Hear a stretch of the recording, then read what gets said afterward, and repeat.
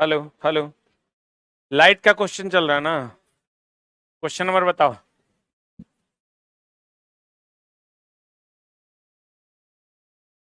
Live कर दिए।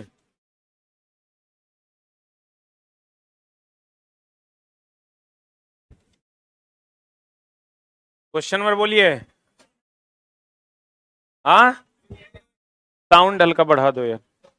58।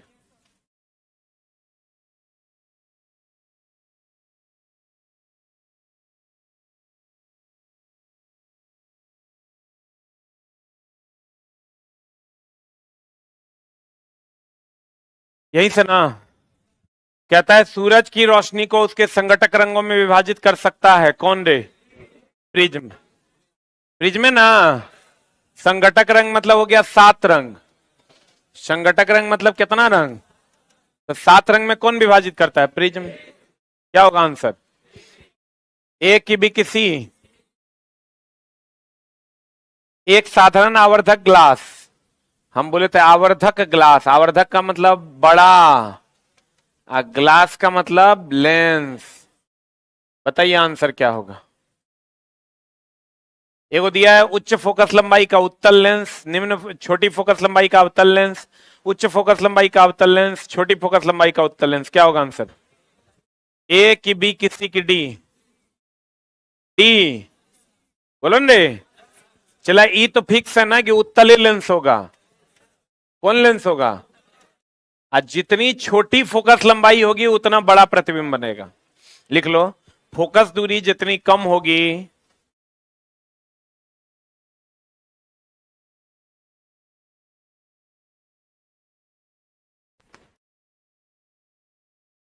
प्रतिबिंब की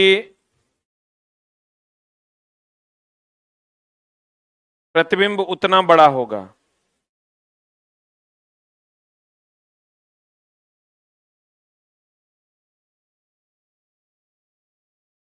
फोकस दूरी जितनी कम होगी, प्रतिबिंब उतना बड़ा होगा कि छोटा होगा? आंसर हो जाएगा डी फॉर डॉग। एक चम्मच टेढ़ा दिखता है किसके कारण रे? अपवर्तन के कारण। निम्नलिखित में से हीरे की चमक किसका योगदान नहीं है? बता रहे। हीरे का निम्न अपवर्तनांक सूचकांक। यही दिया है क्या आंसर? हीरे का जो चमक होता है चला, ये होता है किसके कारण? पूर्ण आंतरिक परावर्तन के कारण। किसके कारण होता है? पूर्ण आंतरिक परावर्तन कब होगा? जब सघन माध्यम से विरल माध्यम में प्रकाश जाएगा, अर्थात उच्च सघनता के कारण। उच्च सघनता। उच्च सघनता होगा तो उच्च अपवर्तनांक कि निम्न अपवर्तनांक? सबसे अधिक अपवर्तनांक किसका होता है? हीरा का। हीरे का निम्न अपवर्तनांक ना होगा, डिस्पर्सन होगा, ये सब हो जाएगा।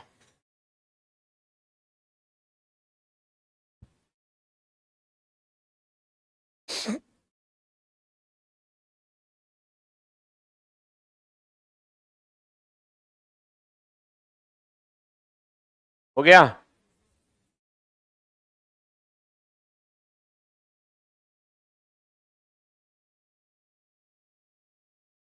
हो गया।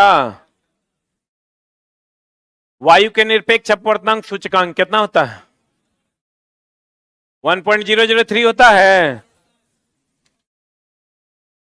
आंसर क्या दिया? नहीं नहीं, ए सी होगा। 1.003। इनमें से कौन सा गर्मी प्रवाह से संबंधित नहीं है? देखो, कंडक्टिव। कंडक्टिव का मतलब हुआ चालन। रेडिएटिव का मतलब हो गया विकिरण। कन्वेक्टिव का मतलब हो गया संवहन, इंग्लिश वर्ड है। रिफ्रैक्टिव का मतलब हो गया अपवर्तन। अब बताइए कौन नहीं है? चालन, संवहन, विकिरण, यही तीनों संबंधित है। तो कौन संबंधित नहीं है? यह पदार्थ की सघनता और विरलता से संबंधित है।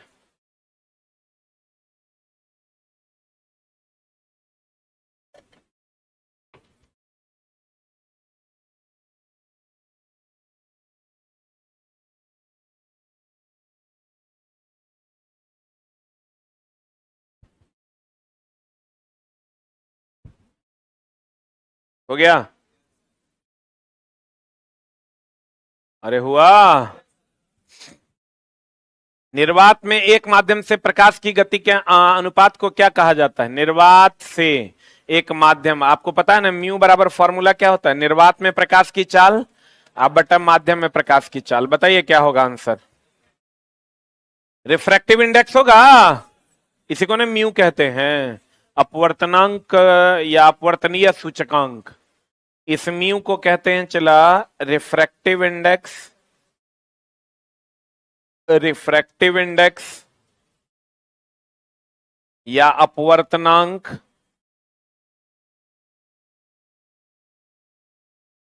या अपवर्तनीय सूचकांक।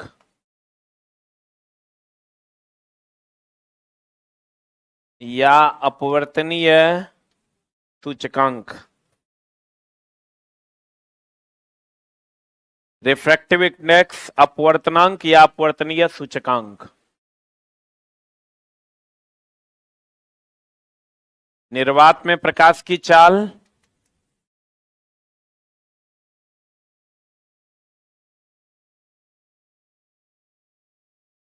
बटा माध्यम में प्रकाश की चाल।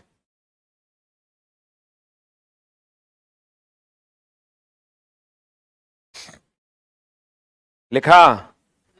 अब क्वेश्चन पढ़िए, आंसर बताइए।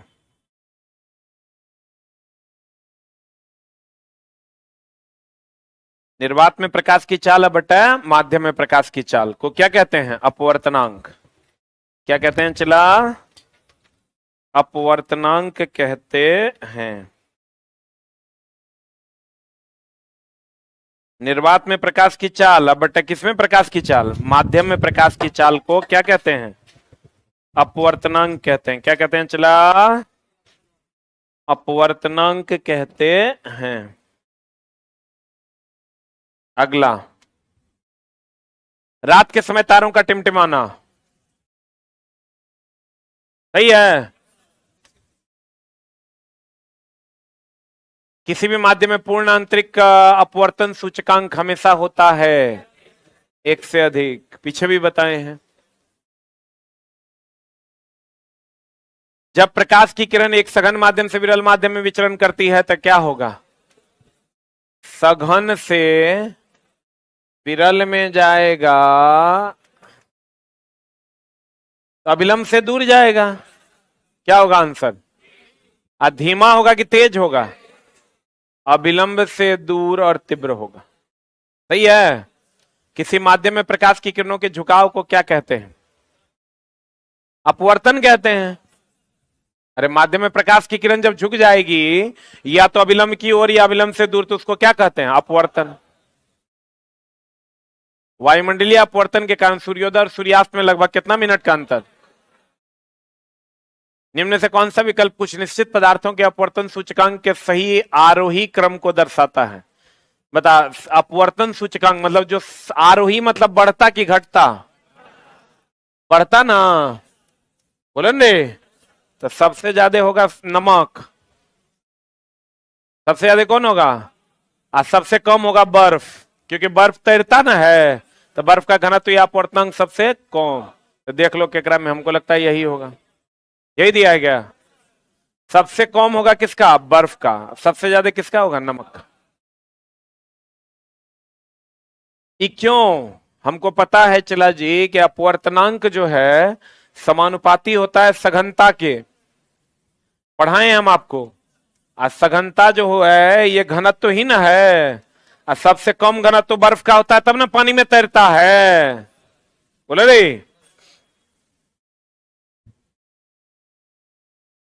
पढ़े?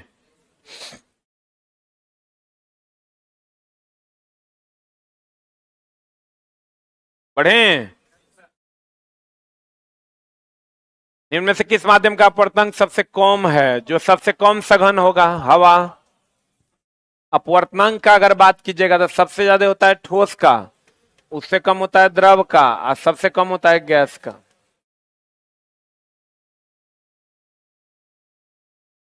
सबसे ज्यादा किसका? ठोस का। उससे कम किसका? द्रव का। सबसे कम किसका? गैस का।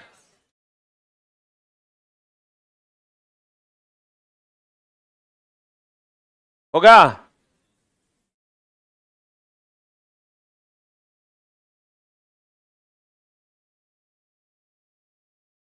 बढ़े? जिस बिंदु पर सभी किरणें आकर मिलती है उसे क्या कहते हैं? फोकस। निम्नलिखित में से कौन सा दर्पण के प्रतिबिंब सतह पर स्थित है? पोल। कल ही लिखाए थे।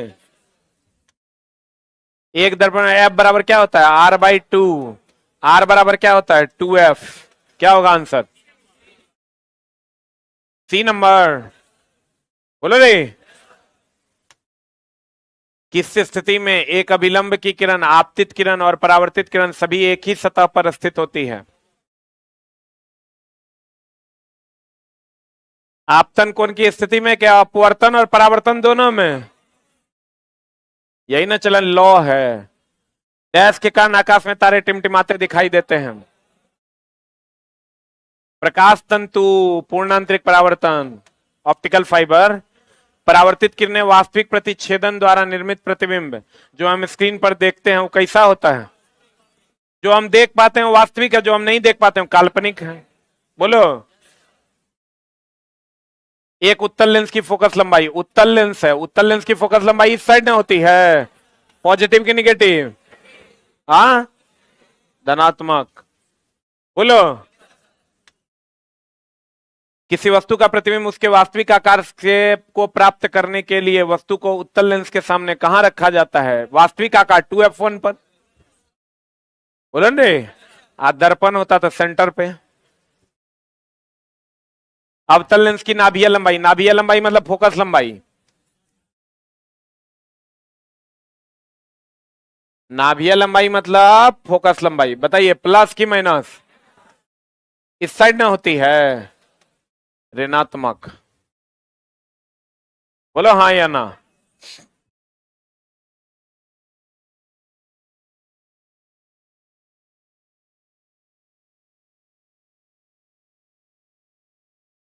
जब वस्तु को डैश पर रखा जाता था विसरण लेंस में कोई भी प्रतिबिंब नहीं बनेगा। बताइए क्या होगा? कोई प्रतिबिंब नहीं बनेगा अर्थात काल्पनिक बनेगा। अर्थात कहां बनेगा? काल्पनिक। काल्पनिक प्रतिबिंब कोई प्रतिबिंब नहीं है क्योंकि उसको हम लोग देख ही नहीं पाते। या अनंत पर बनेगा। अनंत पर के भी प्रतिबिंब को हम लोग देख नहीं पाते। लिख लो, काल्पनिक या अनंत पर बना प्रतिबिंब। काल्पनिक या अनंत पर बना प्रतिबिंब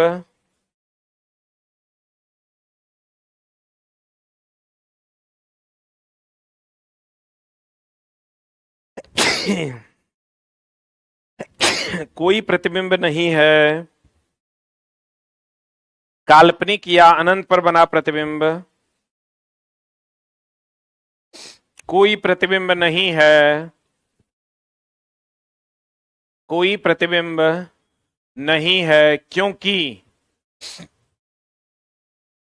क्योंकि यह दिखाई नहीं देता। क्योंकि यह दिखाई नहीं देता। क्योंकि यह दिखाई देता कि नहीं देता? अब बताइए कहां होगा? फोकस पर रखेंगे तो अनंत पर बनेगा। अनंत पर का प्रतिबिंब दिखाई देगा। आंसर, जब कोई वस्तु उत्तल लेंस के डैश पर हो तो प्रतिबिंब अभिवर्धित, आभासी और सीधा दिखाई देगा। उत्तल लेंस में कहां पर रखेंगे?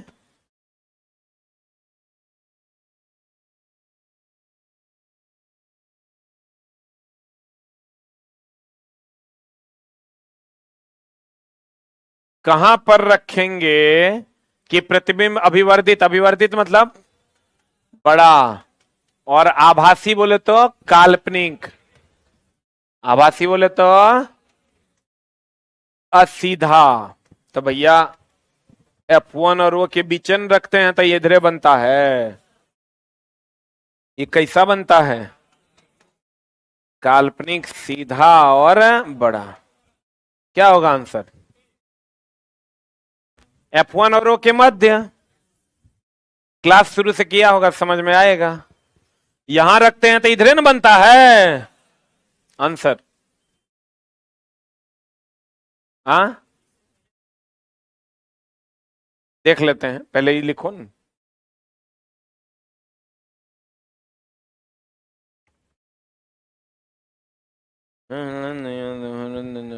दोगे तुम,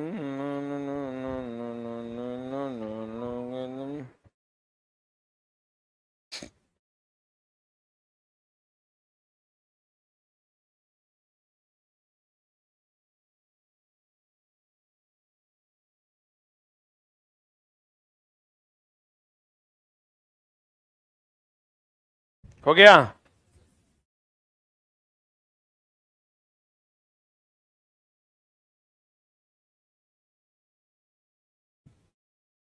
अरे हुआ। पिछला में चलते हैं। एक दिया फोकस पर, एक दिया फोकस बिंदु से ई कह रहे हैं क्या?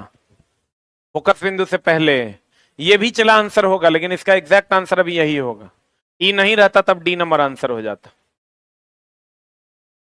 क्योंकि फोकस से पहले रखिएगा तो काल्पनिक बन जाएगा, तो वो भी आंसर हो सकता था। बता, आभासी और सीधा छवि के लिए दर्पण का आवर्धन होना चाहिए। पहले तो आभासी जब ये हो गया तो पॉजिटिव ना होगा रे। पॉजिटिव किसके लिए होता है? काल्पनिक के लिए। बोलबे नहीं करेगा। और निगेटिव किसके लिए होता है? वास्तविक के लिए। अब आंसर बता दो। सी की डी। आवर्धन का मान अगर काल्पनिक के लिए पॉजिटिव और वास्तविक के लिए निगेटिव। जल्दी से लिख लो। आवर्धन क्षमता बराबर फॉर्मूला क्या होता है? माइनस ऑफ प्रतिबिंब की दूरी बटा वस्तु की दूरी, या प्रतिबिंब की ऊंचाई बटा वस्तु की ऊंचाई। मेरी जिंदगी से जाने को क्या लोगे। हो गया। अरे हुआ। अगला क्वेश्चन। प्रकाश एक अनुप्रस्थ तरंग है साबित करती हुई एकमात्र घटना कौन है? ध्रुवण रे, क्योंकि ध्रुवण की घटना अनुप्रस्थ तरंग में होती है। अनुप्रस्थ में होती है। ध्रुवण क्या है? प्रकाश का किसी खास दिशा में भेजना। बोलन रे। जबकि अनुदैर्घ्य तरंग में नहीं होती।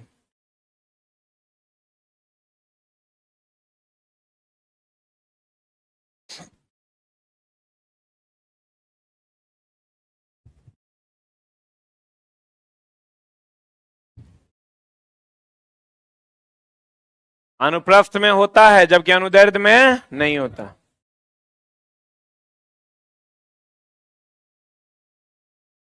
इसलिए अनुप्रस्थ अनुदैर्घ्य को का जो अंतर है वो किस घटना के द्वारा होता है? ध्रुवण के द्वारा। अगला क्वेश्चन। यदि किसी सुधारात्मक लेंस की शक्ति इतना डायोप्टर है, यह क्या दर्शाता है? बताइए। चला जी, प्लस न है। प्लस है, इसका मतलब ये उत्तल लेंस है। बोलो आंसर। दर्पण का पावर नहीं होता है, लिख लो। दर्पण का क्षमता या पावर नहीं होता है।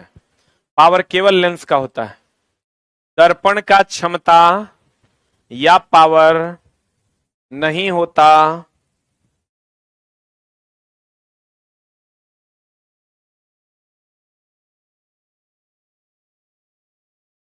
पावर केवल किसका होता है? लेंस का होता है।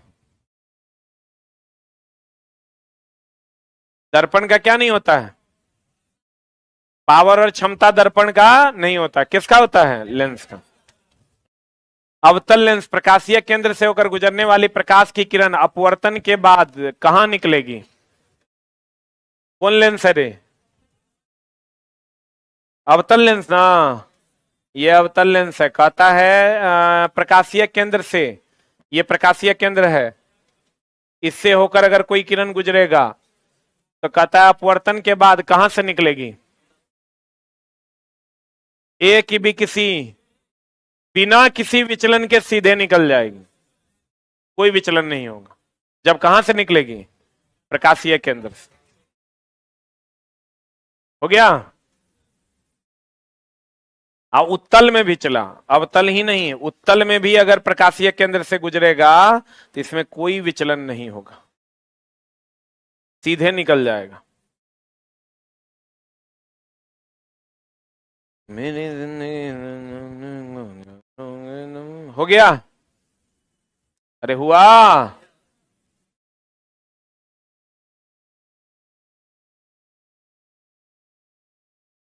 अरे हुआ। डैश लेंस का उपयोग निकट दृष्टि दोष, ये तो सड़ा हुआ क्वेश्चन हो गया। अवतल ना, दूर दृष्टि दोष में उत्तल, उत्तल अवतल दोनों हो गया जरा दृष्टि दोष। मैं ने बोलो रे। अब बेलनाकार लेंस हो गया एस्टिग्मेटिज्म, अबिंदुकता को दूर करने के लिए। बोलो रे। अबिंदुकता को दूर करने, अबिंदुकता में क्या होता है, क्षैतिज और उदग्र रेखाओं में अंतर नहीं कर पाते। पढ़े पढ़े ओ।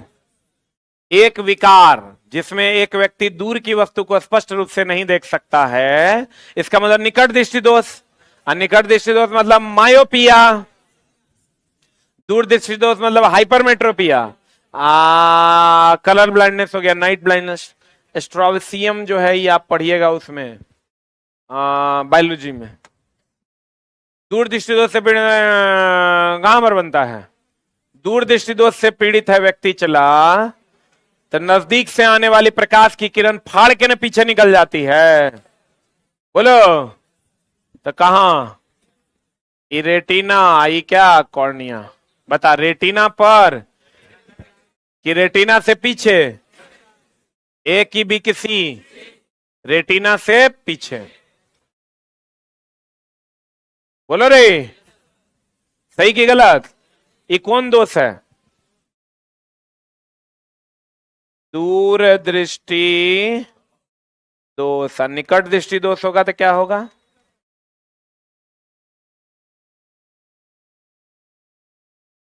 ये अगर आंख है, दूर से आने वाली जो किरण होगी वो पहले ही ना दम तोड़ देगी, यानी रेटिना के पीछे की रेटिना के आगे, रेटिना के आगे कौन दोष, निकट दृष्टि दोष।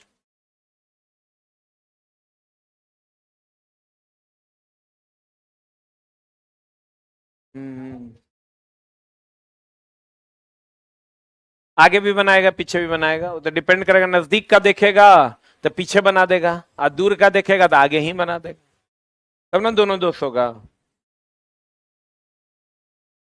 हो मेरी जिंदगी से जाने का क्या लोगे तुम, न। हो गया। अरे हुआ। बढ़े, अरे बढ़े, अरे बढ़े। अगला, दो फोकस दूरियों वाले लेंस का उपयोग डैश से पीड़ित व्यक्ति के लिए किया जाता है, जगह में दोनों रहेगा। बोलो रे, मायोपिया और हाइपरमेट्रोपिया दोनों, अर्थात जरा दृष्टि दोष, अर्थात प्रिस्बायोपिया। जरा दृष्टि दोष को क्या कहते हैं, प्रिस्बायोपिया ना। अरे बोले वे नहीं करेगा, ओकरे में दोनों लेंस लगाएंगे। अरे बोलो ना रे। अगला प्रश्न, लिखाई प्रिस्बायोपिया।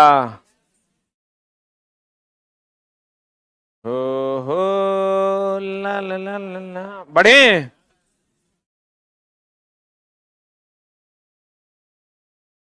एक गोलाकार दर्पण की पतली गोलाकार लेंस, इतना सेंटीमीटर की फोकस लंबाई है, इस पर कौन सा सत्य होने की संभावना, माइनस है चला, तो माइनस है मतलब अवतल लेंस होगा। बोले मैं नहीं करेगा, कौन लेंस होगा, दोनों उत्तल होगा, दर्पण अवतल होगा, ये माइनस ना है, फोकस क्या है, इतना फोकल लंबाई, अवतल लेंस होगा, उत्तल दर्पण ना होगा रे, अवतल ना, अवतल लेंस होगा।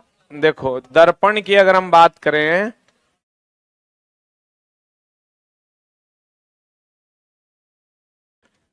इसका फोकस इस साइड है तो निगेटिव हो जाएगा, ये अवतल है कि उत्तल, उत्तल हो जाएगा तो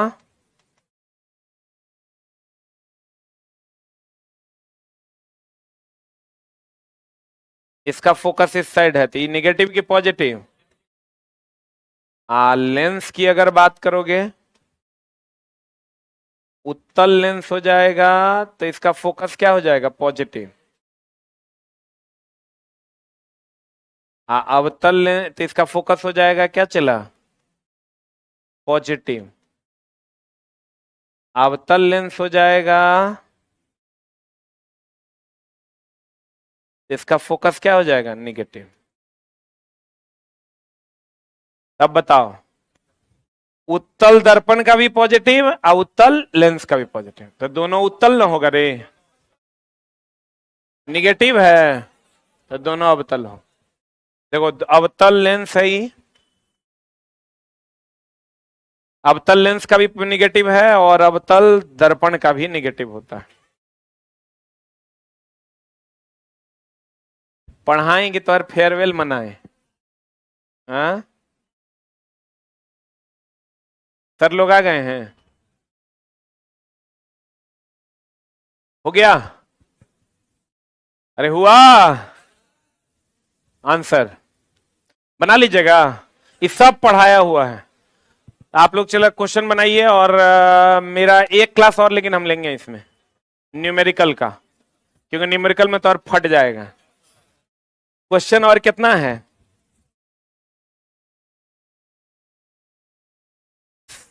सारा क्वेश्चन बनाओ। हम न्यूमेरिकल का कल एक स्पेशल क्लास लेके जो न्यूमेरिकल तुमसे नहीं बनेगा वो हम बता देंगे, ठीक ना? क्या? कल नहीं, मतलब मंडे को। आवर्धन वाला न्यूमेरिकल तुमसे नहीं बनेगा, उसको हम बनाएंगे। तब अगले दिन से हम लोग नया चैप्टर स्टार्ट करेंगे। ये बच्चा लोग का फेयरवेल है, देख लेते हैं।